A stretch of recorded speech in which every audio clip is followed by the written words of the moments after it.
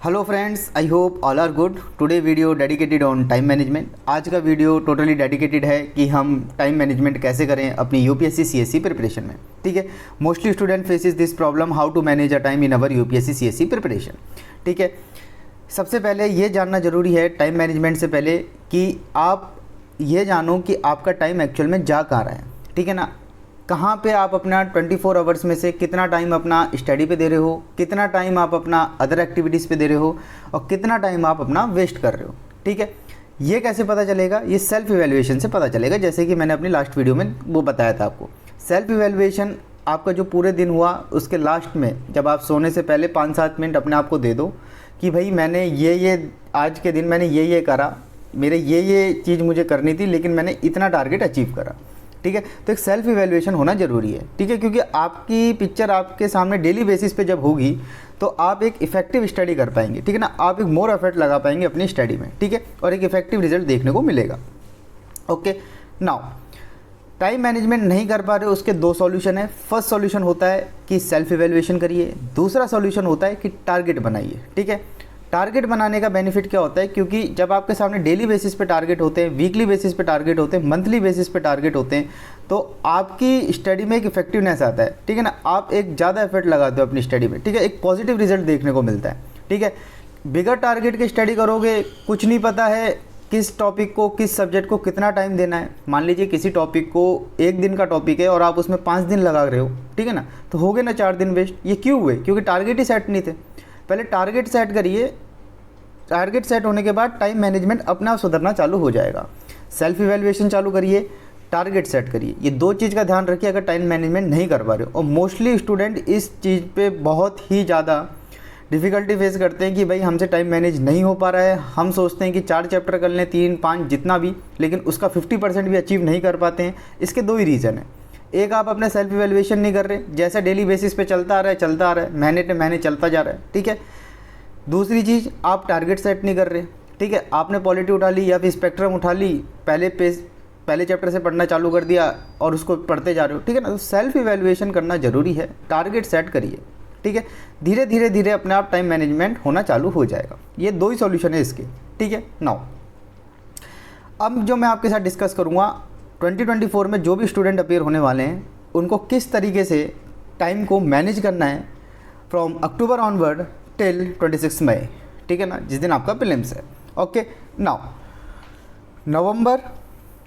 अक्टूबर नवंबर इस 2 महीने में और टिल दिसंबर क्या क्या पढ़ना है आपको? GS, optional, current affair and revision. ठीक है, एक चीज़ ध्यान रख लीजिएगा, अपनी प्रिपरेशन में रिवीजन को टाइम दीजिए। ठीक है, चाहे कम दीजिए पर ज़रूर दीजिए। ठीक है, रिवीजन करने का भी तरीका होता है जो कि मैंने अपनी प्रीवियस वीडियोस में बता रखा है। प्लेलिस्ट में जाके देख लेना, यूपीएससी सीएससी 2024 के नाम से बना रखी है। ठीक है, रिवीजन एंड करंट अफेयर ये तो आपको करने ही करने हैं डेली। ठीक है, ये तो प्रीलिम्स हो, मेंस हो, इंटरव्यू हो, कहीं नहीं रुकेगा। ठीक है, ये तो आपके चलेंगे। ठीक है, जैसे मैंने आपको 3 पिलर्स में हर बार कहता हूँ, PYQ, syllabus and revision he selection दो लाएगा। ध्यान रखिएगा, जितने ज़्यादा रिवीजन होंगे उतने ही सक्सेस रेट बढ़ती जाएगी। मैं हर बार कहता हूँ मिनिमम 5 रिवीजन चाहिए होते हैं before the prelims, before the mains. ठीक है, नाउ रिवीजन चाहे 1 घंटा दीजिए पर ज़रूर दीजिए। ठीक है, रिवीजन की तरह करिए। ठीक है ना, मैं अपनी एक और वीडियो बिल्कुल रिवीजन के लिए ले आऊँगा कि किस तरीके से रिवीजन करना चाहिए। ठीक है, और करंट अफेयर आपको करना ही है डेली बेसिस पे। करंट अफेयर को और रिवीजन को 1 घंटा, करंट अफेयर को 1.5 घंटा डेली बेसिस पे लेके चलिए। 2.5 घंटा आपका चले गया। और मिनिमम स्टडी मैंने आपसे पहले भी कहा है, इस टाइम फेज में मिनिमम से मिनिमम 10 घंटे की स्टडी चाहिए। 10 घंटे की स्टडी लग रही है का मतलब है 12 से 13 घंटे की सीटिंग चाहिए। ठीक है, अगर पेपर फाइट करना है ये तो करना ही पड़ेगा। ठीक है, अदरवाइज़ पेपर क्लियर नहीं होगा, मैं क्लियरली बता रहा हूँ। ठीक है, 10 घंटे की स्टडी लगेगी, इससे ज़्यादा करोगे तो बहुत अच्छी बात है, कुछ बिगड़ेगा नहीं, कुछ अच्छा ही मिलेगा। ठीक है, now current affair and revision 2.5 घंटे मान लेता हूँ, चले गए 7-7.5 घंटे आपके पास बचते हैं। 10 घंटे में से 10-11 घंटे में से आपके 7-7.5-8 घंटे बचते हैं।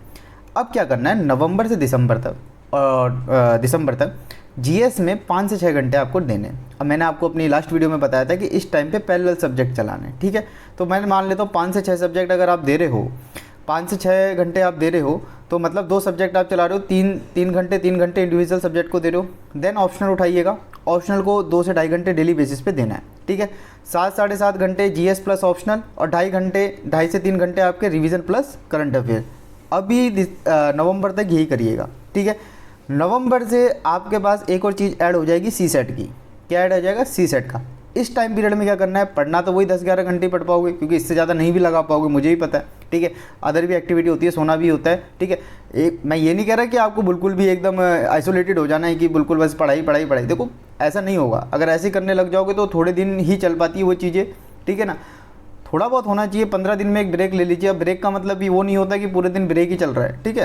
ब्रेक का मतलब ये होता है कि अगर आप 10 घंटे पढ़ रहे हो तो उस दिन 4 घंटे पढ़ लो, 6 घंटे एंजॉय कर लो, मूवी देख लो, फ्रेंड के साथ हो, कहीं भी हो, लेकिन वो 2 वीक में एक बार, 15 दिन में एक बार, डेली बेसिस पे नहीं, ठीक है ना।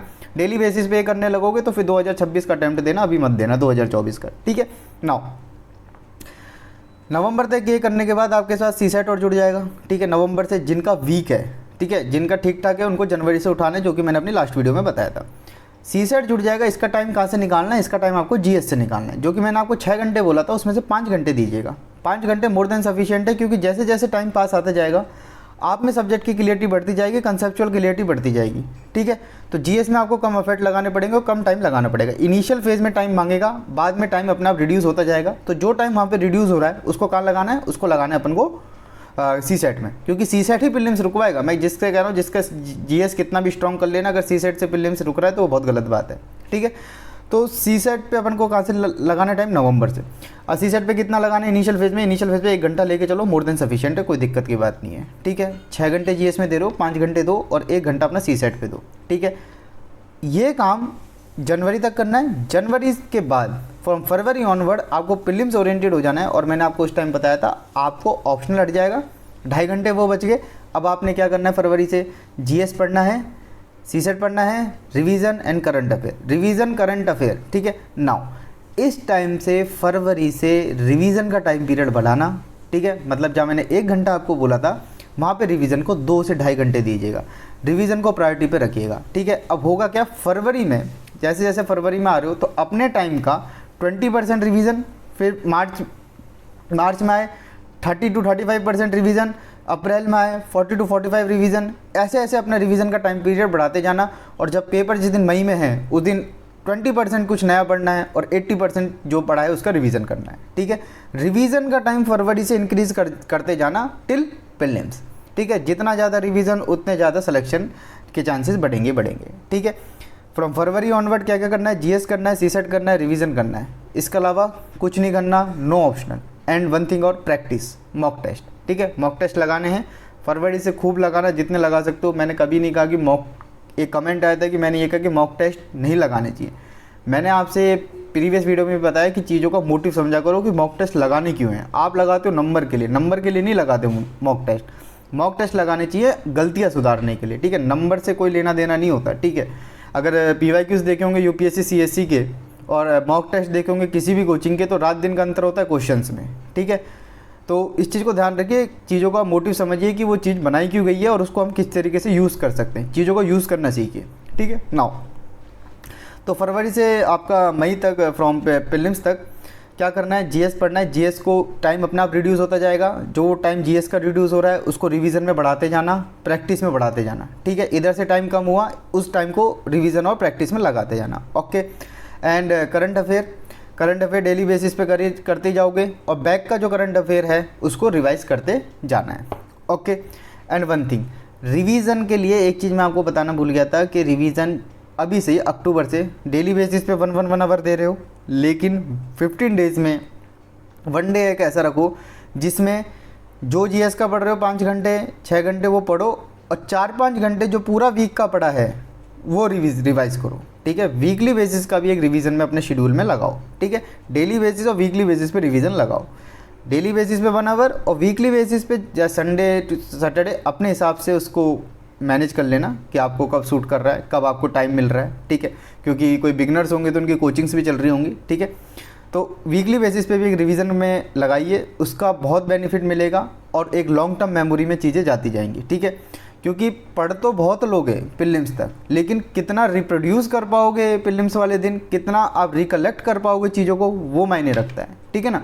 पढ़ने से सिलेक्शन होता कि मैंने इतनी बुक पढ़ ली तो फिर बात ही कुछ और होती। सिलेक्शन होगा कि कितना आप रिकलेक्ट कर पा रहे हो चीज़ों को, कितनी आपकी एक्यूरेसी आ पा रही है, और उस टाइम फ्रेम में किस तरीके से आप अपने आप को मैनेज कर पा रहे हो, प्रेशर को किस तरीके से हैंडल कर पा रहे हो, उस चीज़ से पेपर क्लियर होगा। ठीक है, बुक्स पढ़ने से पेपर क्लियर नहीं होगा, उस चीज़ को समझो।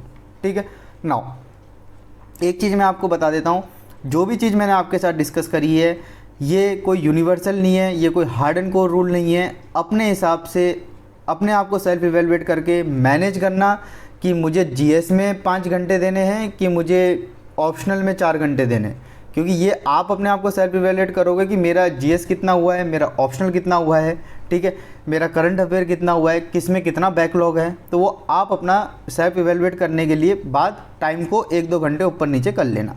लेकिन कैसे कैसे करना है स्टेप वाइज मैंने आपको बता दिया है, फ्रॉम अक्टूबर ऑनवर्ड टिल 26 मई। ठीक है, चीज़ों को ध्यान रखिएगा और इसी ही सीक्वेंस में करते जाइएगा। वन थिंग मैंने आपसे जैसा कि लास्ट वीडियो में कहा था कि दिसंबर के एंड तक या जनवरी के फर्स्ट वीक तक प्रीलिम्स के लिए एक सीरीज़ चलाएंगे।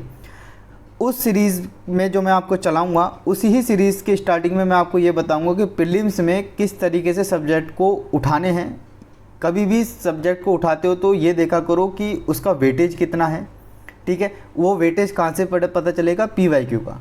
ठीक है, PYQ देखिए इस सब्जेक्ट में से, इस टॉपिक में से कितने क्वेश्चन कितनी बार पूछे हैं, किस तरीके से पूछे हैं। इसलिए मैं आपसे कहता हूँ PYQ पे स्ट्रेस दीजिए, रिवीजन पे स्ट्रेस दीजिए, सिलेबस पे स्ट्रेस दीजिए। ठीक है, नाउ कभी भी ऐसे मत चालू कर दीजिए कि कोई सा भी सब्जेक्ट उठा लिया उसको कंप्लीट कर लिया। अभी तक दिसंबर तक और मिड जनवरी तक जो सब्जेक्ट कंप्लीट नहीं हुआ कंप्लीट करो। ठीक है, किसी भी हालत में जब प्रीलिम्स की जब मैं सीरीज़ चलाऊँगा तो उसमें मैं आपको क्लियरली बताऊंगा, एक सीक्वेंस में सब्जेक्ट चलेंगे, क्योंकि एक सब्जेक्ट का दूसरे सब्जेक्ट के साथ लिंक बैठता जाता है। जब एक सीक्वेंस में सब्जेक्ट को पढ़ोगे तो एक लॉन्ग टर्म मेमोरी में चीज़ें जाती जाएंगी और एक इफेक्टिव आउटपुट देखने को मिलेगा ही मिलेगा। ठीक है, ओके, और चैनल को सब्सक्राइब करिए, वीडियो को जितना हो सकता है शेयर करिए ताकि और भी स्टूडेंट को बेनिफिट पहुँचे। ठीक है, एक फ्री सीरीज़ चलाएंगे प्रीलिम्स के लिए पूरी। ठीक है, जितनी भी वीडियो आती हैं सारी ही फ्री हैं। ओके, और भी environment related, economy, history, polity चालू होने वाली है धीरे धीरे। कुछ टॉपिक मैं कवर करते जाऊंगा, लेकिन प्रीलिम्स ओरिएंटेड सीरीज़ चलेगी तो एक सीक्वेंस में चलेगी। ठीक है, एक सब्जेक्ट और टॉपिक वाइज एक सीक्वेंस में चलेगा। Okay, thank you and have a good day, bye.